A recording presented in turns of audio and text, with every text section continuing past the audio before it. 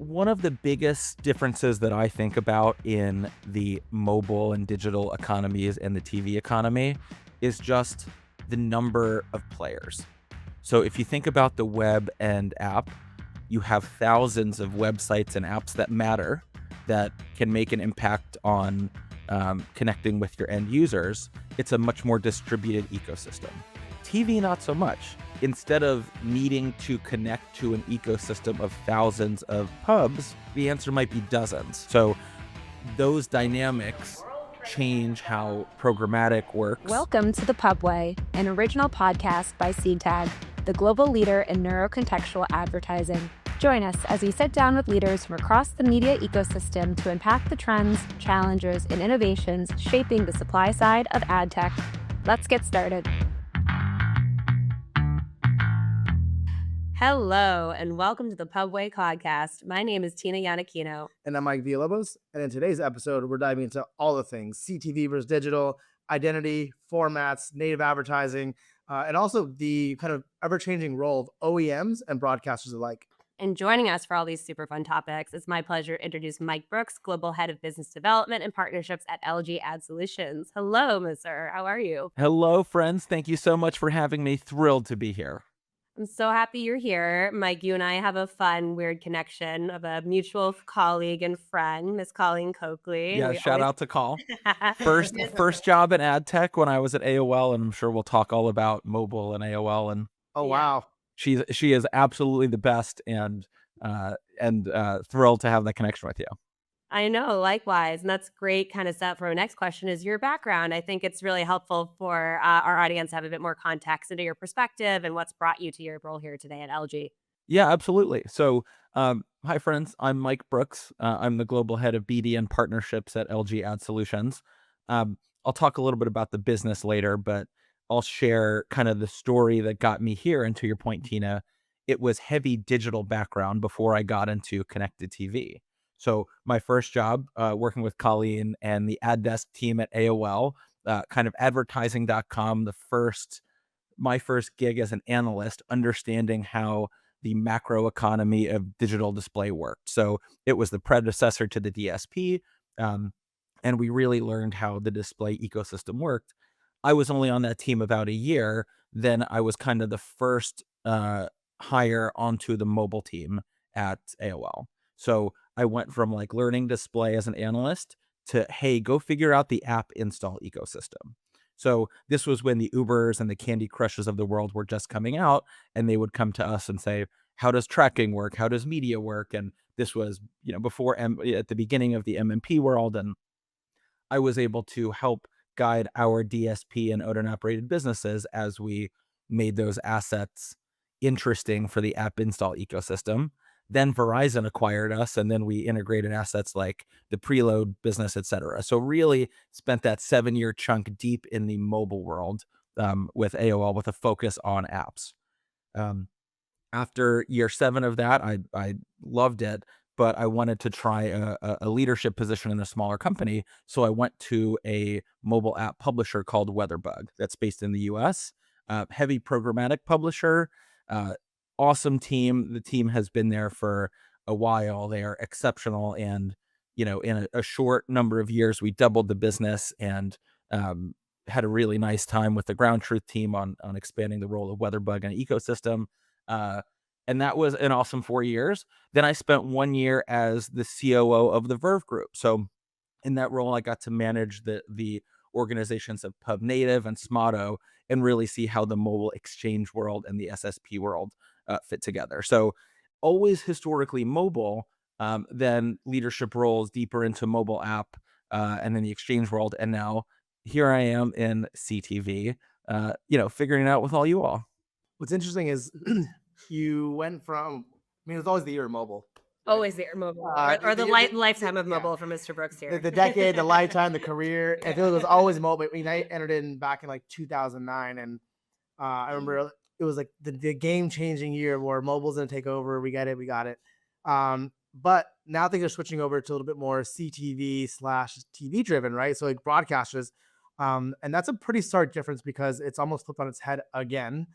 So I'd love to hear, What are your thoughts on how advertisers have approached mobile and how they approach mobile now, with CTV kind of being the challenger, also the old school activation because of TV in general? Yeah. So I think there's a way that those folks have like adopted TV and the way that TV has become a more hospitable world in the mobile ecosystem. So do you want to dive more into the role in the ecosystem or what specifically can I answer I there? think the role in the ecosystem. Yeah. So before TV was connected via IP and it was CTV, when it was just what we call linear, your choices for targeting and measurement and identity and creative were, somewhat limited by the delivery mechanism of broadcast. What we've seen in the past 5 to 10 years is this extrapolation of CTV. The vast majority of TVs right now are connected to the internet, and what this provides buyers is closer to what they're used to in digital versus this ecosystem, which has historically been linear. So we can talk about some of the ways those worlds are different. Um, but I think historically you have this performance mindset in display that didn't necessarily have the ability to be carried over until some of these technological advancements. So when you think about just kind of looking at the two ecosystems together and like some of the things I learned going from mobile into TV, um, number one, mobile and web have this shared infrastructure of cookies, of device IDs, right? In TV, you don't have that. So even though we're in this world of connected TV, instead of having a single language everybody talks, my job as head of BD and partnerships is to create this lattice of measurement and targeting partnerships that are more or less one on one. So, as opposed to us all being able to speak the same language and optimize towards the same post spec, you know, we have to kind of make it ourselves. So, a couple years ago, it wasn't necessarily possible for folks to do that. But then you also think about where the demand is coming from, right? So with display, it's a lot of performance and growth and CPA. The TV world historically comes from linear. So these are folks who spend a ton of money on reach and frequency, and they make these beautiful ads that they want to share with millions of people to introduce them to their brand or a product, etc. Um, and it is just as a mechanism now to be able to layer in that targeting and layer in that measurement. It's really challenging some of those historical TV as a reach and frequency only place. So I think we're seeing the performance mindset and the performance technology kind of catch up to where TV is today, but that's like just happening. Mhm. Yeah, and I think that really sets us up well for the next question is kind of those differences between display and TV, especially as it relates to campaign strategy and measurement. And how do you think those differences really affect the two? Yeah, so one of the biggest differences that I think about in the mobile and digital economies and the TV economy is just the number of players. So if you think about the web and app, you have thousands of websites and apps that matter that can make an impact on connecting with your end users. It's a much more distributed ecosystem. TV, not so much. TV is a little bit more of the haves and the have nots. We're kind of fortunate to be one of the haves, but you have, instead of needing to connect to an ecosystem of thousands of pubs, the answer might be dozens is the right answer in TV. So those dynamics change how programmatic works. It changes how, like we talked, those one-on-one targeting and measurement relationship works compared to having that unified pixel cookie infrastructure. So we're like slowly getting there, but because of that, a lot of the demand has been reach and frequency and linear dollars coming over versus what we know historically from display and the programmatic world where these things drive performance, but they're generally not accredited as such today. That's fair. And you bring up a really good point of CTV or generally TV and driving performance, whether it be DR old school or some sort of tracking mechanism inside the digital landscape.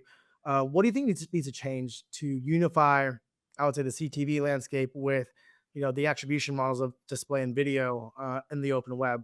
Where do you feel the gap is, and how would you see that changing? So That's a really good question. Um, one point I do want to kind of talk about when you think of the world of the OEM and CTV, we kind of operate in two different worlds. We have a media and entertainment world and then a general market world. So the media and entertainment world has a closed loop feedback ecosystem where you can install an app where the operating system we know we can count that and optimize towards cost per install and cost per subscription because we have the the proprietary relationship as the operating system. So in that side of the business, the performance flywheel is tight. On but at the same time, that's what most OEMs, kind of started their business as, and that is the most mature part of our business and our competitors. The other side is like the general market, the progressives and the all states of the world who spend a ton of money on TV, but today it's mostly reach and frequency. So, what can we do to create a more hospitable environment for the general market clients who want to buy, not the people who already have their closed loop ecosystems? It's about creating that lattice structure of partnership underneath that that covers it. So you kind of asked earlier, what does measurement look like for us? Outside of first party, we have 12 subcategories of measurement, about to be 13, across 30 different partners. So as opposed to being able to have like a pixel fire that a DSP can optimize to, we have all of these separate integrations. And what can we do is we can make sure our media speaks the same language as the buyers, both from a targeting and measurement perspective, but that's a function of integration. So we need to make sure we're tight with the MMPs for mobile app attribution for all other 11 subcategories. But that's all new in the past 2 to 3 years. So we get there by building and meeting our clients where they want to be digitally, but in the TV ecosystem. Got it. That's yeah, that definitely makes sense. And I think also where you guys are positioned from, kind of moving on to the role of native advertising. It's wildly different. And when you look at the full spectrum of kind of digital display and then moving into Mhm. CTV, how is LG kind of been approaching that conversation? Yeah, absolutely. And this goes back to kind of the two different timelines I just talked about, where you have the native timeline or the media and entertainment timeline, and then separately the general market timeline. So the media and entertainment world has leaned heavily into native. You know, to be, I should have done this in the beginning, but what is native? Native means when you turn on your 200 million LG TVs worldwide, that home screen that you see, that operating system is now sponsorable in this world of OEMs. And when Tina and Mike mentioned native, that's kind of what we're talking about is not only 15 and 30-second spots, but the ability to, rent a billboard in the living room, similar to, my OG days at AOL.com, except it's in the living room shared with the family. So that's super valuable, but you kind of have to think about it on these two different trajectories. Media entertainment, they love it. They buy a lot of it. It performs well. Obviously, it's like you turn it on. What do I want to watch? I'll watch this. That, can help them grow their businesses significantly. Um, the general market side, it was newer. In fact, and this is the same with other OEMs, general market clients were more or less banned from the home screen until about 2 years ago. So Progressive couldn't have bought this media if they wanted to. So if you think of how we're going to market it, it was historically talking to TV folks with here's our 15s, here's our 30s. Um, Now we have, hey, this asset is an incredible growth, engine for your brand, but we're also people are used to talking to us about TV. So it's on us to kind of morph that go to market so people understand there is this product that's incredibly valuable, incredibly scalable, and incredibly performant, but it wasn't programmatically accessible until earlier this year. And also, like I said, only media and entertainment could buy it until 2 years ago. So it's a newer medium that sits between, hey, I'm a TV buyer and hey, I'm a digital buyer. But I think it's the largest untapped media market. It is being tapped, but one of the largest untapped opportunities in today's media market. Very cool. And you mentioned Progressive earlier, and so I've worked with Progressive in multiple different lives at CTAG, et cetera, and they've always been so focused on lower funnel, just outcome based media, right? With that, some of the bigger challenges they had was cookie deprecation. Obviously, gave them a big hit. Identity resolution was tough, even with ID 2.0 and a few other solutions. You're looking at 48% of it being deprecated, so they had to rely more on the CTV environment. I guess how is the industry approaching the identity conundrum, if you will? Just because if you look at political, it's all voter based files. If you look at performance, it's going to be IPs, maybe some internet service providers giving a little bit more transparency into the data. But that's millions of dollars. Um, would love to hear your thoughts on how are we resolving this challenge, and do you see it evolving into more of a synthetic or a primitive approach in the future? Great question. Uh, so when we think about identity, there's a couple components. One is just the basic, can we participate? So there's identity identifiers out in the space like UID 2.0, ramp ID, connect ID, pair ID, etc. And we have to, one, create the pool of owned and operated emails for them to key into, and then separately integrate with those IDs so folks can deploy their first party data or measure the way they want to. So this goes back to what can we do from a partnerships perspective to support this? It's basically being able to meet them where they want to be met, which is an email-based infrastructure today. Um, Cookie deprecation, not as big a deal in TV, like only because less of our business relies on it today. Like I wish more of our business was performance focused. I think that the world is going that way. But from a CTV perspective, there's IP deprecation. Cookie deprecation is interesting in the fact of like how our pixel's going to work in the future. But what we need to do is meet our clients where they're at. So it's about speaking the language from an identity perspective, if it's email based, et cetera, and then keying into the right partners to do that. Um, but the other thing that I'll bring up is there are some very interesting strategies that are being brought to market that are not ID related. So I have a global role, so we operate in, we sell TVs in, dozens and dozens, 80 to 100 countries plus, um, where we have significant scale. Um, when we think about rendering that relationship outside of the US, UK, Canada, Australia, a couple places that are more ID and IP friendly, you don't have those options. So as we're trying to create a globally scalable data and measurement business, IP is not available in most places. So what are those folks doing that's innovative? They're resolving to the geo. So folks that we work with that do this, MasterCard does this, and Experian does this. Um, these are data and measurement partners that can help render in a global world. That's important to us because, like I said, we have ad sales teams in 10 countries. So um, what can we do from a catch up perspective is make sure we speak the language. But on offense, it's kind of challenging. What can the role of geo based implementations be when it comes to creating scale? I think that's a very fascinating new role of programmatic as a whole. Absolutely. And I think it's also fascinating because as an OEM, an original equipment manufacturer for the younger listeners on, we always like to define the acronyms here because it's an acronym soup. I think as an OEM, you have the luxury of scale, as you mentioned. Like you're in 100 markets plus, you have all the glass on wall screens everywhere already installed. But as a publisher, you have to adapt a bit differently. And I'm curious if in your conversations with publishers you work with, how they're kind of approaching that identity resolution conversation.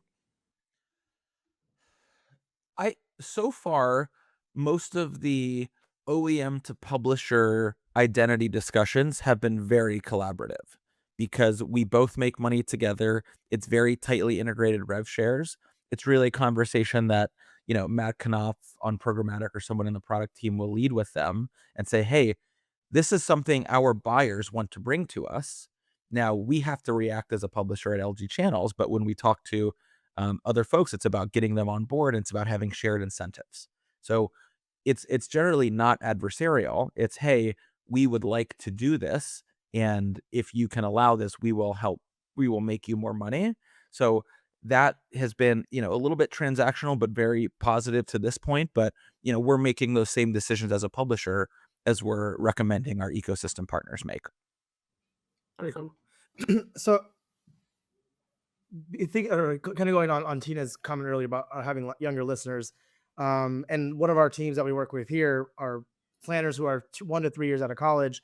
So when we're talking about the what we think is institutional knowledge and should be understandable, we've been in for 12, 15, 20 years, right? So through osmosis, we'll learn what an OEM is versus a broadcaster versus a publisher. Would love to get your thoughts on how a media planner, whether it be on the agency side or even on the ad tech side or DSP part, can approach thinking about a broadcaster versus an OEM, how to activate against them, how to bridge the gap. Really, not to be too reductive, but really getting that understanding from you would be super helpful, in my opinion. Yeah, absolutely. I think it's the culmination of a lot of the things that we've talked about to this point. So think about OG broadcast when that's all there was. They started with content and led to scale. So they started off by having really good content like Seinfeld and Friends, and everyone would gravitate there. And that's how money moved, was based on content, because the eyeballs followed the content. Um, and that's still valuable in how they sell and derive high value CPMs, but their journey is content to scale. Ours and the OEM world is reversed. It's scale to content. So we started off as TV businesses where we're, to your point, on the living rooms of 200 million, walls across the world. We started with scale. We didn't start with the Disney IP. So we have to create an app and an ecosystem that's hospitable, but kind of reverse engineered, where we already have the scale. How do we create as competitive an ecosystem as these broadcasters can when they started content and came this way? So we are similar boats um, that might be sailing slightly different directions, but for us, it's about leaning into technology and targetability and scale, and then taking that investment and creating content. Versus, I think the broadcast world is a little bit the opposite. So that's like the strategic answer.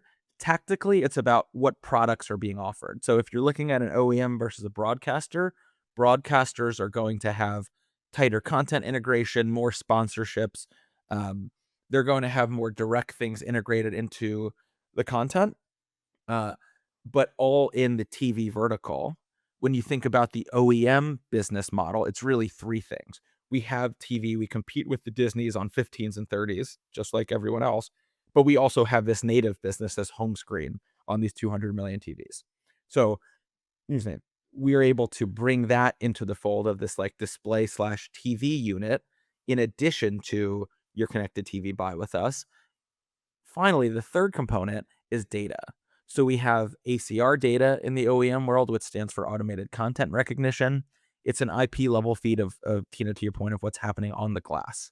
So that data, as a business unit itself, but also woven into the first two, is what makes the OEM sell, even though it's somewhat new, very compelling. Yeah, absolutely. And I think I like that you brought up kind of the lens of the media planner. Mike, I know that you're passionate about helping kind of the next generation enter the industry, mentorship, networking. I do want to flag it's not always the younger generation. There are folks who are, I don't want to say they're swan song, but are entering the industry later in life too. And it's an ever kind of evolving industry. We have to be kind of cognizant of that whole ecosystem. But I guess what is one kind of industry insight you would give to folks new in their career, coming back for more later, that's really helped them grow it? So we're looking for industry advice or like non-industry advice? Why not both? Yeah. Okay. Um, so I'll start with industry and then move to Yeah. non-industry. Um, the industry advice I have is, to your point, this stuff changes all the time. So when I started, desktop was the coolest thing around, then mobile became the coolest thing around. Now TV is the coolest thing around. So it's like, you know, there were a lot of times in my career when there was a chance or a risk to be taken on a new media type. A lot of the advice I got from people was don't do it. That was all really bad advice. So my best advice is, to your point, take advantage of some of the changes. And when you're offered opportunities or you see these changes, you're not wrong. And you can help position a business like I feel like I was able to do at AOL by becoming, a subject matter expert and helping them get to where they need to go. So it's going to feel like there's times where you're going a bit out on a limb because it's not the core business or what have you. But those are the things that really transform our businesses, and we need people to keep pushing them that way. So when you get that opportunity to take the risk, take it. Yeah, it was a little bit strategic, but still, we'll call it work stuff. And then my bigger suggestion for like folks who are trying to engage either from a networking or from I'm trying to get a job or learn more. Kind of the two big learnings I have from the past couple of years. Number one is show up.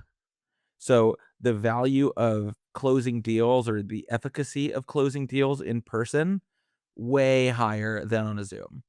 I'm a big buyer for LG. I don't want to spend another second on a Zoom. So, I mean, this is great, but you know Yeah. what I'm saying? Coffee, ketchup, like, no. However, in person, conversations flow much more freely. Business moves much faster. So when there's an opportunity to I'm not saying go into the office every day, but if there's an opportunity to go to conferences and engage, strongly recommend that. So show up is my first piece of advice. The second piece of advice is shut up. So one of the things that I've noticed and trying to translate this into something I think is really effective for people is to drive conversations with people. They feel like they have to do a lot of talking because there's empty space. And I think people on the junior side may tend to trend this way, but a good conversation is like a good sales meeting where it's like 75% them, 25% you.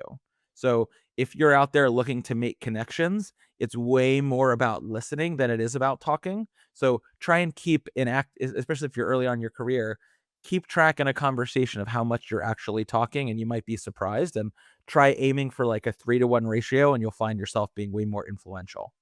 Absolutely. And I think, what do they say? You have 2 ears and 1 mouth for a reason. Like, There you go. and I remember reading, it kind of made me sad how about kind of the Gen Z workforce that graduated in 2024 in the pandemic. They lost a lot of soft skills, that showing up in person, even just like going to a bar and going up to someone and talking to them.